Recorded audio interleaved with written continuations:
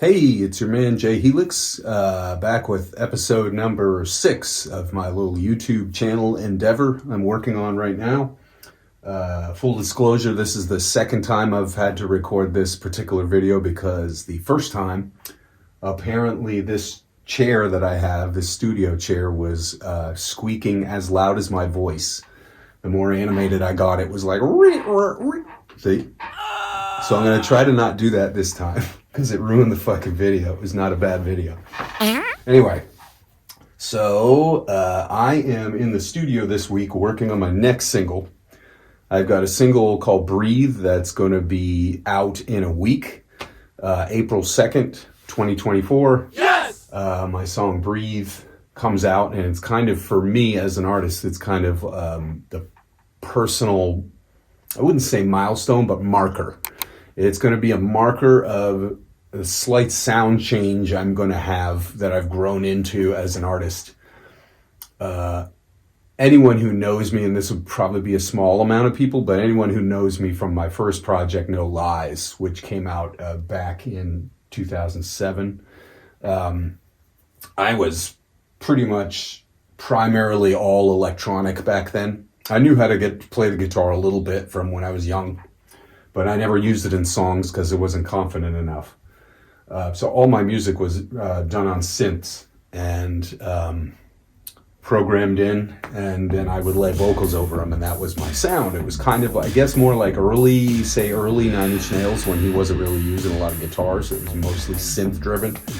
That was kind of my sound, but over time I've been evolving into what I now have the confidence to do, which is somewhat of a hybrid of metal and a little bit of electronic and just good production. I really think it's less about what genre you're in now and more about the overall sound of your music. And most people would hear my newer stuff and probably identify it as metal.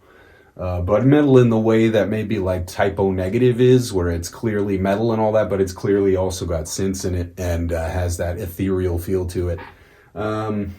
Anyway, so that's where I am musically, but I wanted to take you in and kind of show you what I'm dealing with studio-wise and how I do my stuff.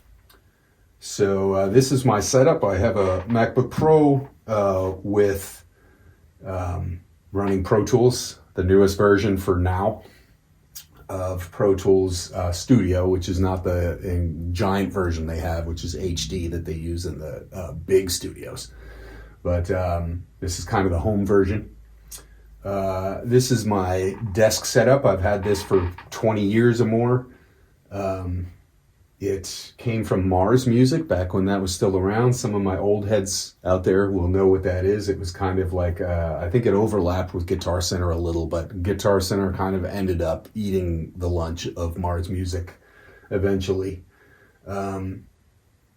I've got my monitors. 3 of these are used for practice. The ones on the outside and the center are actually, I crank that up when I'm playing guitar. I don't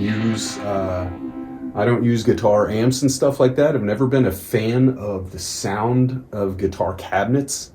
I feel like, to me, they take metal purists, they'll be like, you fucking pussy. But as a producer, I feel like the frequency response of guitar cabinets are limited compared to what running from something like a Kemper into hi-fi.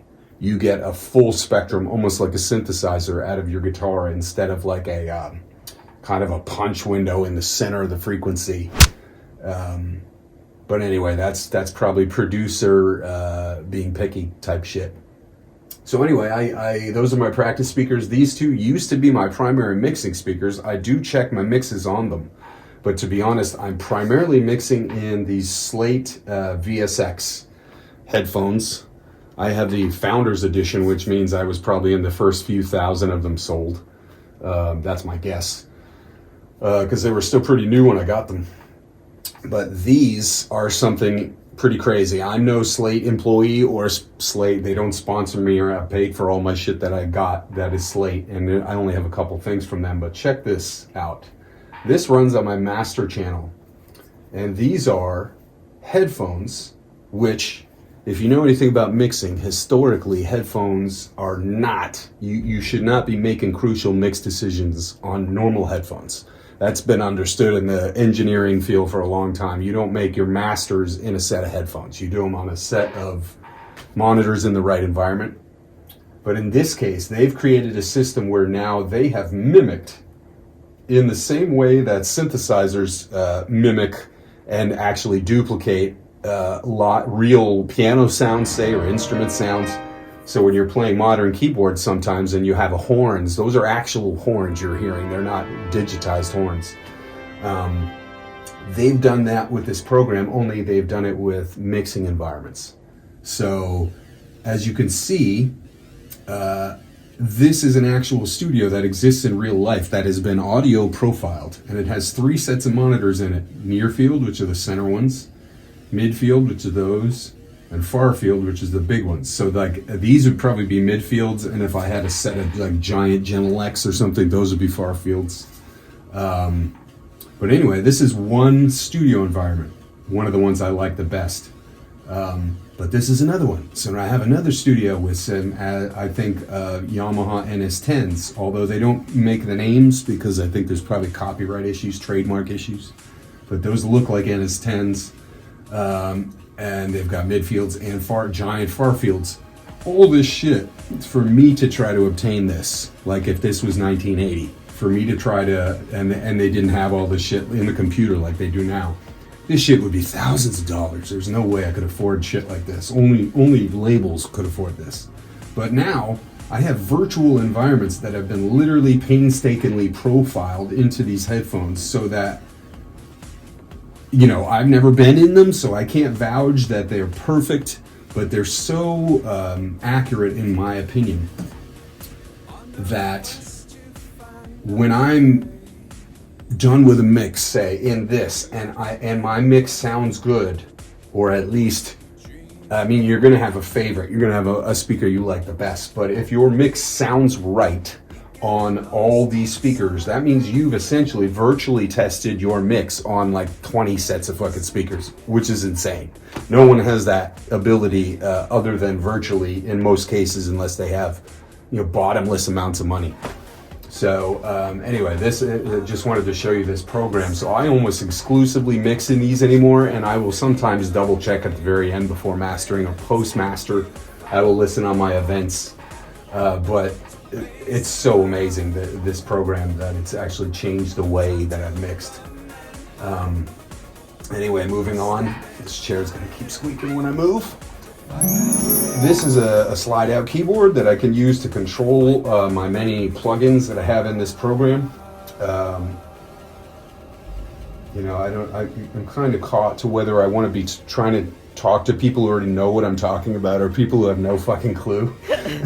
So basically in Pro Tools, you can use synthesizers, which say back in the 70s and 80s would have been things like this, actual units that only had their own bank of sounds, and you'd have them all over your room, like pictures of studios from that time period. You see racks of this stuff, rack mount stuff, like this stuff. And you'd also see the whole room would be filled with stuff like this. But in this case, in the modern world, I can simply plug in like this right here. Serum is one of my new favorites. Is a plug-in synthesizer. So this is a wavetable synthesizer that has its own presets, and I can tweak all that shit with all these dials. And there's multiple pages of stuff I can tweak and make these sounds more like what I'm going for. And I have, you know, I probably have fucking 50 or 60 of these kind of things in this program that I've accumulated by buying Native Instruments programs and all that. So for all your people who don't know what I'm talking about, you essentially now, the modern musician, can have access to hundreds of fucking instruments inside, which is amazing. I mean, it's amazing in terms of where we've come in 100 years or even 50. It is absolutely insane. The shit I have in this MacBook Pro would probably fill a fucking gymnasium, you know, 30, 40 years ago. But anyway, so in the case of this song, we take you to the mix window here. Or actually, this would be the project with session window. I don't know what they call this, but it's where all the action happens. These are audio files. So this is, I use, when I'm laying down guitar parts, I'm playing my guitar parts through a Kemper profiler, which is essentially like any amp you can ever imagine, any big guitar amp in a box. Pretty impressive module that I just got a couple months ago, and I've come to love it in a very short period of time. I didn't know whether I would the first couple times I used it because it was a new interface, but when I spent a week or two with it, now it's got 8 of my favorite, my own personal preset tweaks and my own sound, so I can record my music directly in. I go into a Focusrite interface. Focusrite's always made good shit. In my opinion, they have really good preamps and all that. So anyway, I go in with my guitar parts, and in this case, with all my new music, I've got a bunch of shit coming. This is a second single for later this year, and then I've got a 10-song album waiting in here already. I could put on the guitar and play all 10. So I just have to now turn them into real music, which is where the challenge is. It takes hours and hours of painstakingly precise edits and tweaks and all that. A lot of time spent in these guys. So as you can see, I lay down, this is the audio of my actual guitar sounds, and this would be like a verse, and then you switch tracks for the chorus, layering your guitars as one does in heavy metal genres. So anyway, this is where all the action happens, and this is, like I said, this is down here is a bass line. So you can't see my bass, but I will take a bass and find some bass-oriented amps inside the Kemper and choose which one sounds best, and lay down my bass line. So you are able to be a one-man band, kind of like Prince did on some of his project, where he would, in his studio, he would just cut all the parts himself. These are my drums, which are actually virtual drums. They're real drums, but they're not physical in my room. I use TuneTrack Easy Drummer, which is great. I've got a couple kits that I bought and purchased for it. But to be honest, the metal drummer, the modern metal drum kit that they have in here is like perfect for modern metal. Go figure. But so I use that, and this is essentially like a virtual drum kit. When I you can't hear it, but you'd be able to hear it if I was actually a competent editor with video, but I'm not yet. So you can see, I'm moving those with this keyboard. I'm moving those drums, so I'm actually hitting the drums, and you can hear in the speakers. I'm actually playing the kit with the keys, so you're able to figure out what your drums are and record them on this. This is a MIDI roll. This is typically what we use to record MIDI. MIDI is the data of this keystroke says to play this drum at this time, and that MIDI is the language that tells